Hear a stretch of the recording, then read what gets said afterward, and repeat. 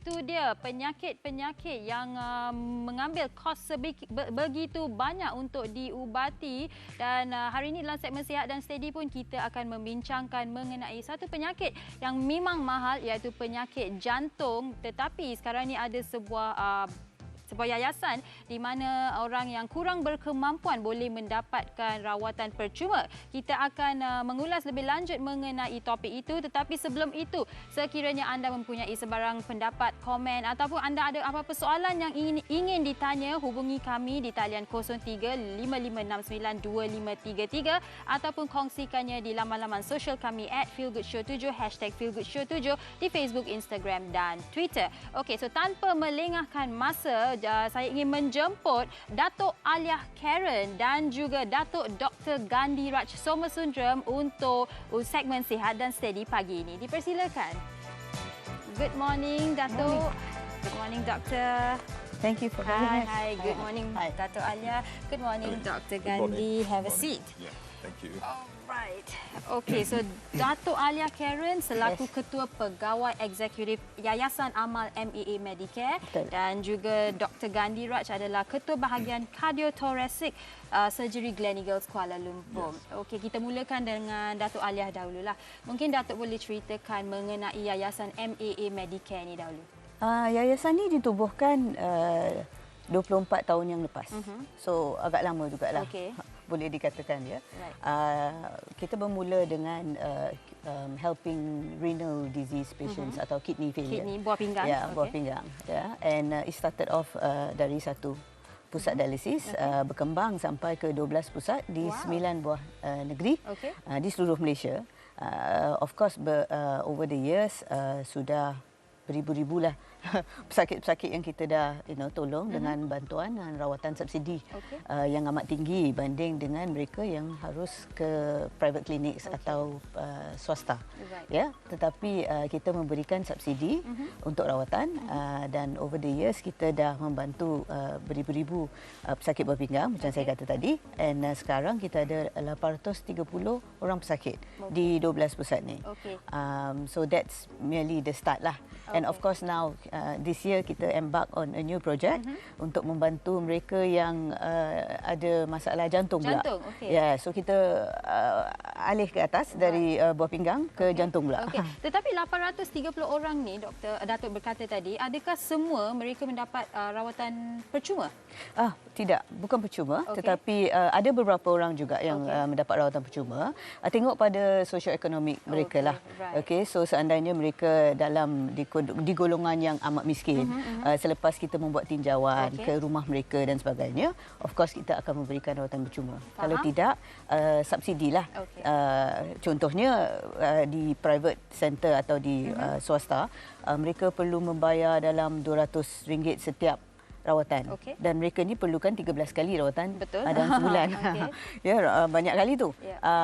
Tetapi for us, mereka membayar mungkin dalam RM30, RM40 rawatan, up to maybe RM110, RM100. Perbezaannya besar tu, 200 dengan 30 ataupun dengan especially bila you kali 13 kali atau 156 kali dalam setahun. Banyak perbezaan.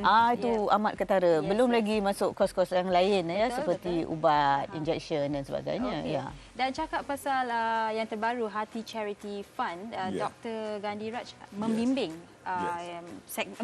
mengawasi Hati Charity Fund ni. So mungkin doktor boleh kongsikan bersama kita mengenai penyakit jantung di Malaysia ni. Sebab kita orang tahu ramai rakyat Malaysia menghidapi penyakit jantung. Tetapi mungkin doktor boleh kongsikan dahulu statistik lah, berapa ramai rakyat Malaysia yang menghidapi penyakit jantung. Kalau berikut WHO, statistik yang dikeluarkan dari pihak WHO bagi tahun 2017, kita dapati lebih kurang 22% bagi pihak pesakit yang ada jantung telah meninggal. Kalau kita berbeza dengan mortality keseluruhannya. Dan this amounts to lebih kurang 30 ribu orang yang telah meninggal disebabkan oleh sakit jantung. Tapi kalau kita lihat ikut WHO statistik dari pihak WHO, bagi tahun 2016 mereka dapati hanya 13% orang yang meninggal dunia. Maknanya dan juga 13% di antara orang yang meninggal tu ya lebih kurang 20 ribu orang. Jadi dalam satu tahun saja, dalam 2016, from 2016 to 2017, there's an alarming jump in the number of patients who've actually lost their lives. And can you tell us a bit more about this cardiac diagnosis and treatment center, which is part of MAA Medicare, Doctor? Yes. Well, the center is located in Jalan Ipoh. It has 12 beds, out of which 4 beds are critical care beds. We have an outpatient department. Yang kita dapat buat ECG, stress test, echocardiogram to image the heart. We have a cardiac state-of-the-art cardiac catheterization lab, which we are able to do a diagnostic angiogram and also angioplasty. Is this also all free, for free, the diagnosis and treatment center? If the patients are extremely poor, again, like what Dr. Alia said, we are able to offer them free of charge. We need to do a social assessment, yes, on each and every one who claims that they are poor. When you run a foundation and you have, an organisation like this, and kita ada ramai yang, coming to us to say that they cannot afford and such, and you're having public funds, so the responsibility is very big here to ensure that the right people get the subsidies or the free treatment. So it's our responsibility to ensure that we give free treatment to those who are really, really deserving, and not, otherwise you'll have a long queue outside. Everyone wants to have free treatments. But Doctor, I just want to know, in Malaysia, of course, we have free medical, services and whatnot. But when it comes to all these chronic diseases, treatments are still expensive. Yes. Perhaps you can share with us, why is it still so? Why is it still expensive for the chronic ones, especially like someone who needs bypass surgery or an angioplasty? Why is it still very expensive that the poor cannot attain what they want? Well, you see, when you talk about chronic illnesses, there's a spectrum of illnesses which are chronic. Chronic basically means long-standing. But with special respect to heart diseases, treatments, right from the beginning of even medications, angioplasty is a cardiac surgery, the cost has spiraled through the roof. They have become very, very expensive.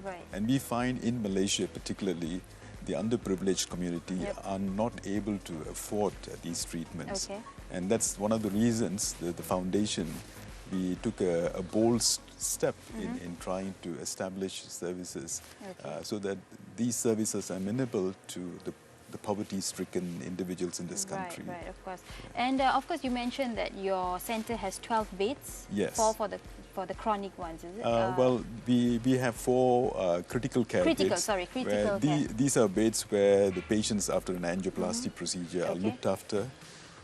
Although it's a charitable centre, we do not cut corners from the perspective of quality of care. We want to deliver the highest quality of care to all of our patients, and that is something it's in our hearts, despite wanting to do charitable services. And Dr. Alia, perhaps you could share with us, some stories of patients coming in and then going out with a happy face. I'm sure you've met so many patients. You've got 830 kidney patients, failure patients now. So could you share some with us? I think, I think what wants us to continue doing this is when you see these patients come in, and at the back of my mind and the back of my, my teammates, whether now it's nephrologists or now it's cardiologists, the group of people, the board members, the entire, contingent here is extremely glad to see patients continue living, not just, a day-to-day living, but really living a good life, which they truly deserve. I mean, no one wants to fall sick and, have kidney problems or in this case, have cardiac problems as well. So over the years, we have seen patients and, I've been there for 20 years. I've seen the same patient over for 20 years. And that makes my day, actually. It makes, all of us are very, very happy to see, the patients as we age, and we're so busy working and, trying to ensure that everyone's, happy at a place like ours, because that's their second home.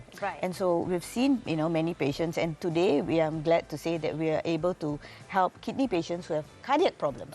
Previously, we never looked into that. All right, Dato'. And you know what's going to make our day? We've got a caller today with us this morning. Right. Hello, Emma di sana, ya? Hi, Emma. Hi. I'm Emma from KL. So I nak tanya, macam mana the procedure of getting the free treatment? Itu je, Emma? I nak tahu the procedure, mana nak pergi, appointment, apa semua, macam mana nak buat. Okay, fantastic, Emma. Terima kasih, Emma. Okay. Have a good day. Yep. Which one of you is going to answer, Emma? I can answer. Okay, go ahead, Doctor. Kalau seseorang itu yang kurang sakit, pesakit itu boleh panggil pusat kita untuk membuat satu appointment. Tapi apabila pesakit itu datang ke center kita, pihak administratif mereka akan buat satu assessment, macam welfare assessment atau assessment kebajikan untuk tengok taraf sosioekonomi seseorang pesakit itu yang ada. So based on that, we have 4 kategori. The first category is they are extremely poor. Kalau tak mampu untuk beli ubat juga, what more for angiogram, angioplasty, we will be able to provide free treatment. And of course, the welfare assessment will be based on the utility bills, an interview, home visits, and henceforth. But we are not going to turn away any patients. We will accommodate anyone who will come through our doors and make the proper assessments so that these patients will benefit from our treatments. Kita akan kongsikan sebelum akhir rancangan di mana anda boleh mendapat tahu lebih lanjut mengenai MA Medicare dan bantuan yang mereka berikan. Tetapi sebelum tu kita ada seorang lagi caller, Mia, daripada Johor Bahru. Selamat pagi, Mia. Hai. Hai, Mia. Hai, Doktor. Hai, Doktor. Yes. Selamat pagi. Saya nak tanya, betul ke treatment ni free? Sebab selalunya saya dengar kadang-kadang ada buat free tapi ada charge di sebaliknya. Betul free ke atau macam mana? Boleh explain tak? Okey. Tu je, Mia.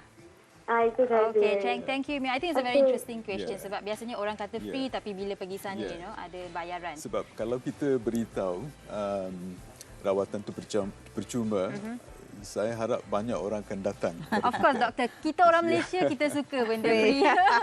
Tapi masalah kita, semua rawatan jantung adalah, it's expensive. Kita perlu sustain our center, Jadi, we welcome patients coming to our center, dan macam saya beritahu seperti dulu, kita akan buat satu assessment dan tengok di taraf mana, level mana, seseorang pesakit itu ada dari segi sosioekonomi mereka. Dan based on that, we will charge the patient. Alright. Seperti yang doktor dan juga Datuk Alia telah berkongsi, mereka akan buat sebuah analisa dahulu, baru mereka akan melihat sama ada anda layak mendapat bantuan percuma atau tidak. Tetapi sekiranya anda betul-betul tidak mampu, mereka akan memberikan anda harga yang lebih murah daripada hospital-hospital private di luar sana. So thank you so much, Datuk, and thank you so much, Doktor. Jangan ke mana-mana, kita akan kembali selepas ni dalam segmen Civic Refresher, gimik pemasaran perlu atau tidak. Jangan ke mana-mana, Feel Good Show. Thank you so much.